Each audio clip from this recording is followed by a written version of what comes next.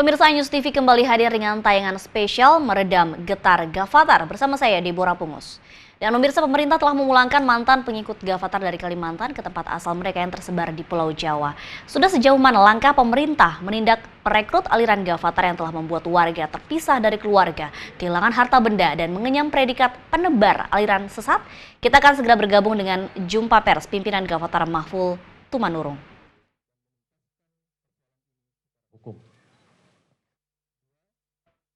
Kami sesungguhnya tidak menerima dipulangkan ke daerah asal kami, karena kami sudah hidup damai di lahan yang kami miliki dan bertekad hanya ingin membangun kedaulatan pangan bangsa ini lewat program pertanian mandiri.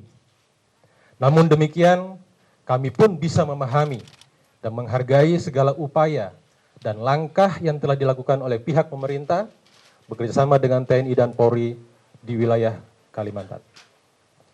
3.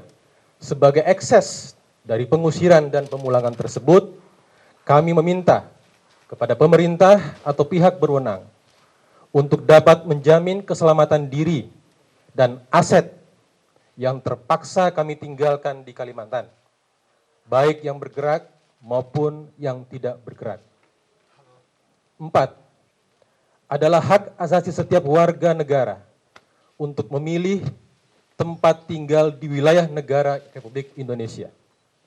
Untuk itu, demi mengurangi dan mengantisipasi ekses berkelanjutan dari pemulangan warga ex-Gavatar dan dalam rangka tetap ikut serta membangun kedaulatan pangan dan kesejahteraan hidup kami ke depan, maka kami akan menyambut positif dan siap mengikuti program transmigrasi mandiri ke wilayah Kalimantan Timur ataupun ke Kalimantan Utara.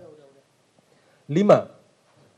Menghimbau kepada segenap warga ex-Gavatar, baik yang sudah dipulangkan maupun yang masih berada di wilayah Kalimantan, untuk tetap sabar dan tawakal, serta bersikap kooperatif terhadap pemerintah setempat dengan mengedepankan sikap cinta damai, dialog, dan tidak terprovokasi untuk melakukan segala bentuk tindakan yang melawan hukum dan peraturan yang berlaku.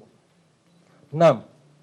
Dalam hal persoalan keyakinan dan paham keagamaan adalah hak asasi setiap warga negara Indonesia yang dilindungi dan dijamin oleh konstitusi. Untuk itu, kami menyatakan sikap. Sekali lagi, kami menyatakan sikap telah keluar dari keyakinan dan paham keagamaan Islam mainstream Indonesia dan tetap berpegang teguh pada paham milah Abraham sebagai jalan kebenaran Tuhan seperti yang telah diikuti dan diajarkan oleh para nabi dan rasul Allah Subhanahu wa taala. Untuk itu, bukan pada tempatnya Majelis Ulama Indonesia mengeluarkan fatwa sesat kepada kami atau Gavatar sebagai organisasi kemasyarakatan yang bergerak di bidang sosial budaya yang berasaskan Pancasila sebagaimana tertulis dalam anggaran dasar dan anggaran rumah tangga kami. Jakarta, 26 Januari 2016, perwakilan warga ex-Gavatar, saya sendiri, Mahful M. Tumanurung, MA, Muhtar Asni AMD, Wisnu Windanis ST, M. Tubagus Abdu SH, Dr. Gigi Ratna Dwi Ratna Mars, Dr. Munandar SPOG dan sahabat-sahabat yang lain. Demikian, terima kasih. Kalau ada pertanyaan, Mas, saya persilakan. Terima kasih, kembalikan pada ya, itu tadi pernyataan sikap dari teman-teman. Saya persilahkan kepada teman-teman jika ada pertanyaan. Saya nggak tahu gimana, mulai dari Mbak dulu tadi ya. Kemudian sekarang Mbak dari Metro TV, silakan. Ya, saya Isyana dari BBC Indonesia. Mungkin mau menanyakan kepada Pak Mahful dan mungkin yang lainnya juga. Kenapa sebenarnya para pengikut Gavatar itu ada di Kalimantan? Apakah memang di Mempawah, apa memang Gavatar yang mengorganisir ke sana?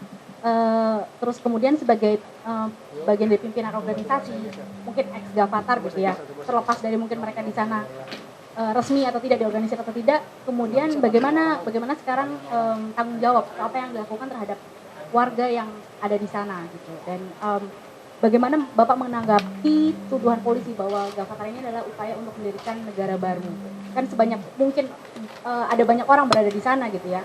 Apa memang benar hanya untuk bertani atau memang itu mendirikan negara baru? Oke, silakan. Ya, mudah-mudahan ini pertanyaan sudah bisa mewakili ya, jutaan masyarakat Indonesia. Terima kasih, Mbak Sana. Pertama, bahwa Gerakan Fajar Nusantara sebagai organisasi ya, kemasyarakatan memiliki legal standing. Ya. Kita punya akta pendirian notariat, jelas. Kami berdiri secara resmi di negeri ini 14 Agustus 2011. Dan saya pada kongres pertama tersebut terpilih ya, sebagai Ketua Umum Dewan Pimpinan Pusat Gerakan Fajar Nusantara periode 2011-2015. Dengan dinamika perjalanan perkembangan yang ada di masyarakat, dalam satu periode kepemimpinan, pada akhirnya pada tanggal 13 Agustus 2015 yang lalu, kami melakukan kongres luar biasa yang memutuskan dua hal utama. Yang pertama, membubarkan organisasi kemasyarakatan Gerakan Fajar Nusantara karena berbagai macam alasan yang kami dapatkan, baik secara sosial, keagamaan, ya, dengan tudingan-tudingan yang dialamatkan kepada kami, dan maupun secara administratif keorganisasian resmi, meskipun Mahkamah Konstitusi sudah mengeluarkan fatwanya tentang review terhadap Undang-Undang Nomor 17 Tahun 2013 tentang organisasi kemasyarakatan. Namun demikian, kami mengambil sikap untuk tidak lagi bergerak dalam organisasi kemasyarakatan. Yang kedua, satu program yang akan terus kami perjuangkan, yang juga sudah dilaksanakan oleh teman-teman di zaman Gavatar adalah program kedaulatan pangan. Ya. Kami sepakat dalam forum kongres luar biasa itu untuk tetap konsen, ya, fokus untuk terus berjuang membangun bangsa ini lewat kedaulatan pangan. Dan ini sudah menjadi kesepakatan kami bersama, meskipun tidak mengikat dan tidak memaksa. Karena setelah Gavatar dibubarkan, praktis semua struktur kepemimpinan, keanggotaan dari warga Gerakan Fajar Nusantara telah resmi bubar. Dan masing-masing pribadi kami persilahkan untuk mengambil sikap. Dan kami sudah memprogramkan waktu itu bahwa memang kami telah memilih Pulau Kalimantan sebagai, sebenarnya kita ingin jadikan Kalimantan sebagai pilot project dari program kedaulatan pangan yang kami gerakkan ini. Kenapa? Karena Kalimantan memiliki konstruk lokasi yang luar biasa subur, ya, wilayah yang masih sangat-sangat luas dan sangat strategik dari sisi apapun.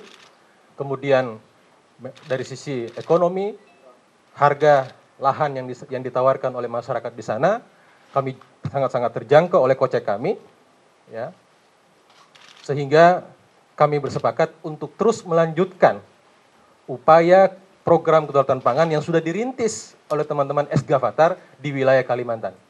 Sehingga kami menghimbau dan mengajak tanpa ada paksaan sedikit pun bagi warga ex-Gavatar yang masih tetap concern untuk bidang pertanian dengan usaha mandiri, sekali lagi dengan usaha mandiri, dengan dana mandiri, ya, silahkan berangkat ke Kalimantan.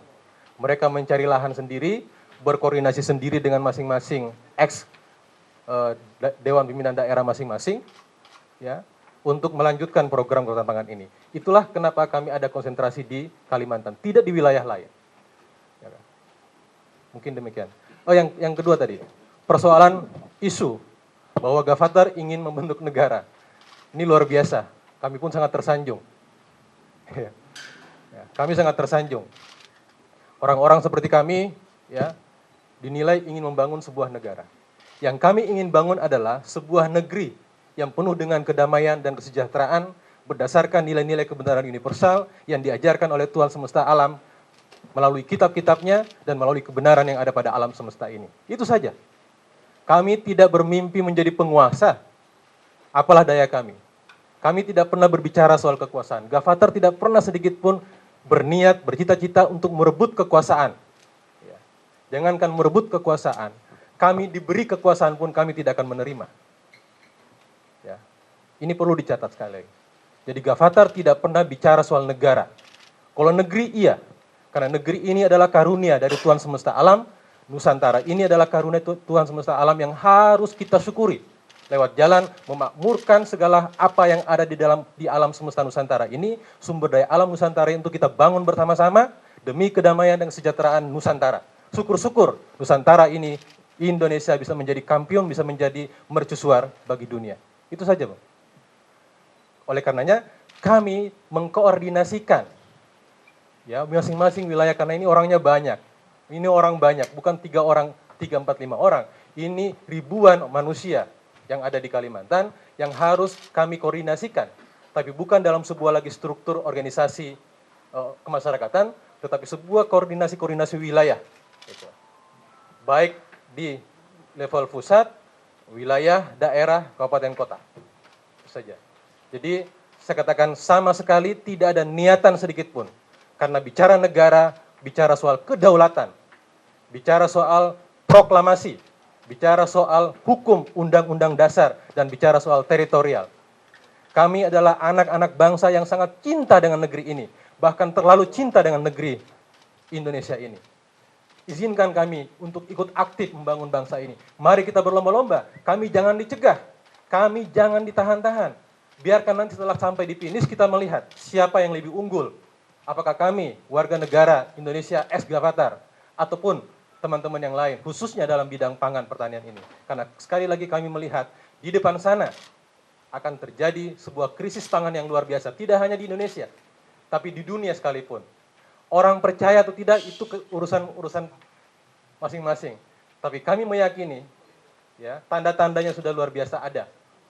Di depan sana akan terjadi krisis ekonomi dan khususnya masalah pangan. Kenapa kami memilih pangan? Karena pangan merupakan basic dari seluruh hidup dan kehidupan kita bermasyarakat, berbangsa, dan bernegara. Demikian, terima kasih. Terima kasih, silakan dari Metro. Saya ini dari Metro TV.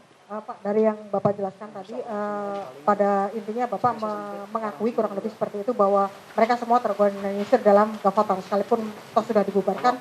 Tapi pertanyaan saya yang pertama, Anda mengetahui semua rencana ini, kemudian Anda terlibat mengorganisasi semua ini, pemberangkatan maksud saya. Terus kemudian yang kedua terkait soal konsep ketahanan pangan, kenapa tidak dimasukkan saja atau diusulkan menjadi masuk dalam program pemerintah transmigrasi? Karena saya lihat selama ini pengurus Gavatar juga aktif ke Pemda-Pemda. Kemudian yang ketiga Pak, ya ini terkait Anda tadi menyebutkan soal menganut paham Abraham. Mila Abraham. Nah ini kan seperti yang kita tahu dulu, ini sudah pernah dibukukan oleh MUI, begitu Anda sendiri dan beberapa pengurus waktu itu termasuk terlibat dalam Al-Qaeda Islamiyah Pak ya. Nah apakah ini berarti yang selama ini, pertanyaan gong saya, yang disebutkan dalam organisasi Gavatar, yang disebutkan dalam visi-misinya, ini bukan suatu misi keagamaan, ini hanya misi sosial, itu terbantahkan? Ya. Cukup ya, jangan terlalu banyak.